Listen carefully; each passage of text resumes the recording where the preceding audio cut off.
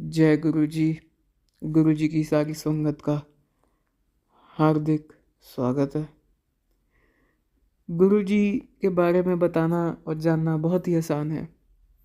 गुरु जी का जन्म 7 जुलाई 1952 में मलेरकोटला, डुगरी, पंजाब, इंडिया में हुआ था। वो साक्षात महाशिव का रूप हैं। इस बात पे विश्वास करने के लिए हम इंसानों को, खासकर गुरु संगत को, किसी सबूत की ज़रूरत नहीं है। गुरु जी के सामने सारी संगत एक बराबर है। सारे संगत को अंकल या आंटी कहलाया जाता है। उनके कास्ट, कलर, क्रीड या किसी अन्य प्रकार का कोई भी भेदभाव इससे परे है। गुरु जी ने महासमाधि 31 मई 2007 में ली थी।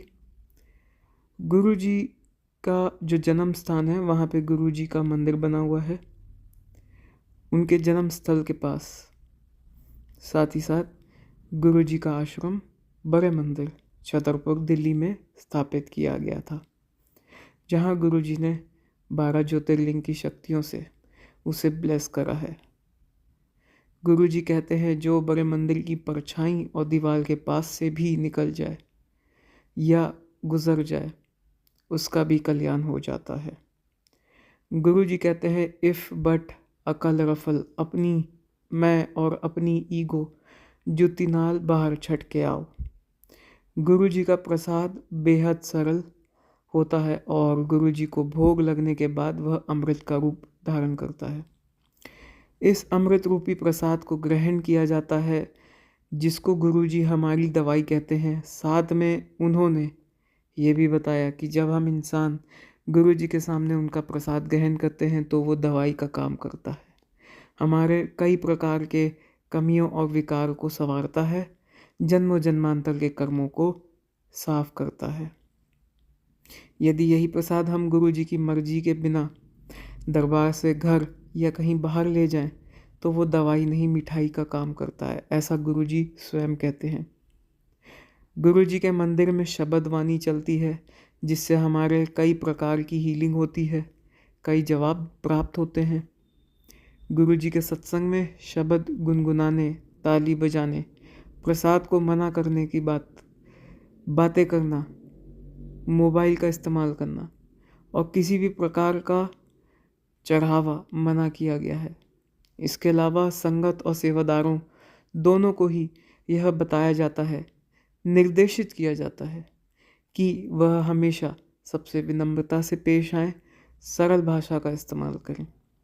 गुरु जी के आश्रम में 4 संगत को एक साथ बैठाकर प्रसाद दिया जाता है, जिसे वह मिलकर ग्रहण करते हैं।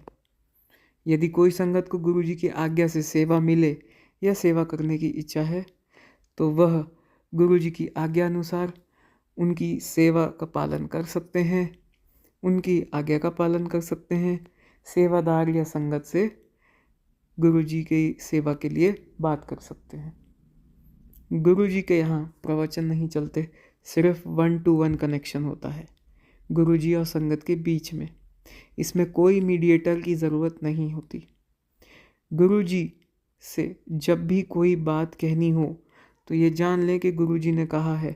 उनके सारे ही स्वरूप में गुरु जी स्वयं उपस्थित हैं और गुरु जी के आगे अपनी बात सिर्फ अरदास के रूप में रखें, क्योंकि गुरु जी कहते हैं मेरे तो मंगो नहीं मनो, मैनू दिल नाल मनोगे तो तुहाड़ा कल्याण मैं आपे ही कर देना है। जो तुहाड़े लिए चंगा है मैं आपे ही अपने सही टाइम पे तेनू ब्लेस कर देंगा। और गुरु जी संगत को वहमों से दूर अच्छे कर्म करने को कहते हैं। गुरु जी के स्थान पर गुरु जी स्वयं विराजमान थे, विराजमान हैं, आगे भी गुरु जी हमेशा स्वयं ही विराजमान रहेंगे। And there is one more thing, Guru ji is always with us even when we may or may not feel his divine presence, because Guruji is the ultimate divine light that is omnipresent. और गुरुजी हमारे 90% कर्म उनके चरणों में मत्था टेकते ही काट देते हैं, पर सिर्फ 10% कर्म हमें काटने होते हैं, जो हमारे बस में नहीं होता।